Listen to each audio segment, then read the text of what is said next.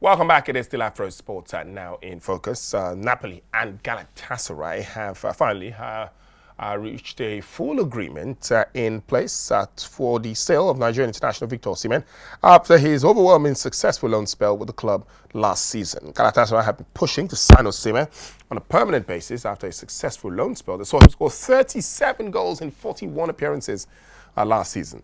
Despite Galatasaray agreeing to pay a full 75 million euros which was his release clause, that had been valid in OSIMHEN's contract in the first half of July, negotiations have dragged on for several weeks with squabbles over the structure and installments involved in the deal, and Napoli demanding official guarantees over the payment. Well, that has now been put to bed as the deal has now been agreed. There's some sticking points to the deal, though. Napoli will be entitled to 5 million in bonuses and will also retain a 10% sell-on clause. There's also a clause in the contract that says for 2 years he cannot be transferred to the Italian Serie A. So he cannot join any of Napoli's direct rivals in Serie A for the next 24 months. Quite interesting. I still got Pedro Pita on the line with me on Afro Sport 9 Focus. And Pedro, despite all the big clubs looking for strikers this season, Victor OSIMHEN has ended up at Galatasaray. It was a no-brainer following what had transpired over the course of the transfer window. After last season, where he made a name for himself, winning a double with the Turkish heavyweights, both the Turkish Cup and the Super League. Of course, he felt that, okay, probably he would get a much favored move to England, probably Chelsea, United, or even Arsenal. So, because at least when we look at the transfer fee, it wasn't much. So, of course, 75 million euros is actually a ton of money. But I'm talking about when it comes to the transfer fees that these top clubs they shell out to buy their most prized assets or acquisitions.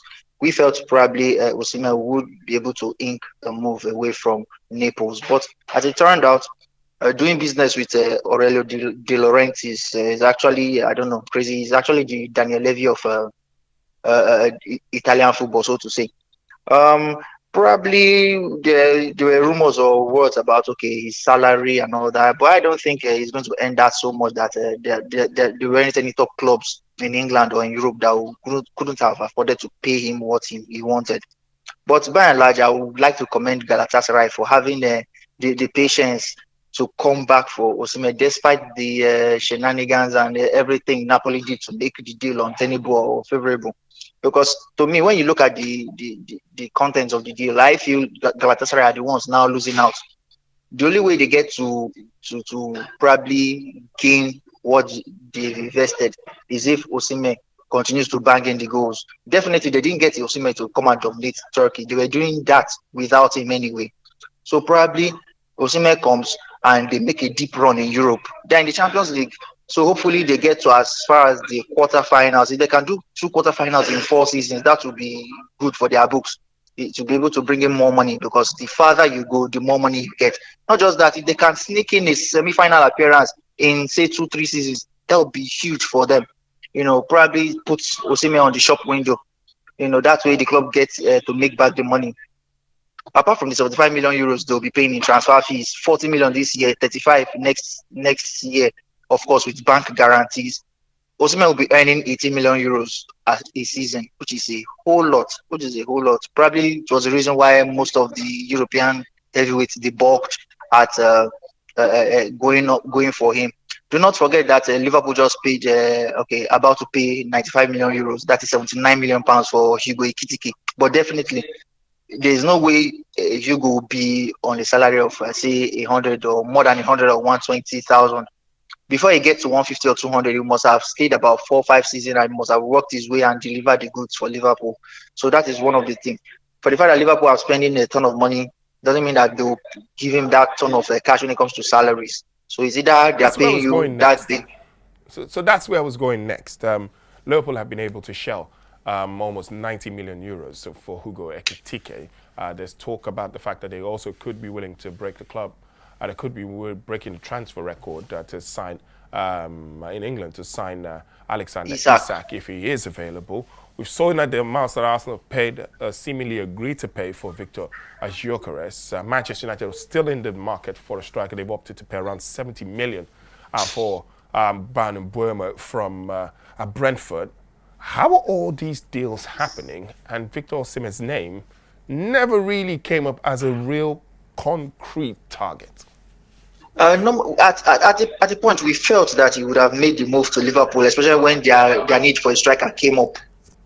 So, and we felt Liverpool would have been much appropriate for him. That would have been the best move. But like I said, it's got to do with probably his salary. Even though I see that as it isn't as an excuse whatsoever. All the clubs, even if he wanted 500 a week, they should be able to pay him.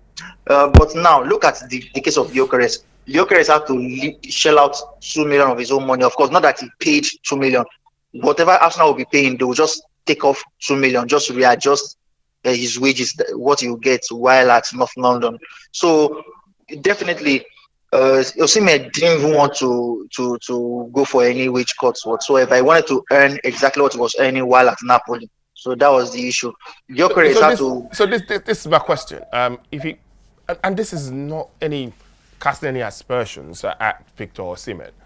If he didn't get the move to one of the big guns in Europe, let's say maybe Juventus, Inter in Italy, maybe Arsenal, Chelsea, or even Liverpool in England, or even didn't get the move to PSG that was talked about earlier in the season, why go to Galatasaray when you probably have no chance of winning a European trophy? That's the Champions League or any of the trophies. Why didn't you just go to Saudi Arabia and get the money then? Well, he could get the money in Saudi Arabia, but the thing is the competition there. I'm sure he wants to still do a lot more in Europe. I don't think he has played in the Champions League so much.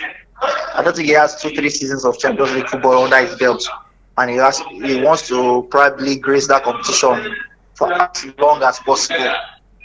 So that's probably one of the things. All right. Thank you very much, Pedro. One final bit of question before I let you go. It's a simple, straightforward question. Good move, bad move for Victor OSIMHEN going to Galatasaray? Well, I'll call it a good move. One, they are paying you what you want. Two, the fan base, they love you. Then three, it is the biggest team in the country. And they could actually ruffle a couple of shoulders in Europe. So all in all, it's a good move.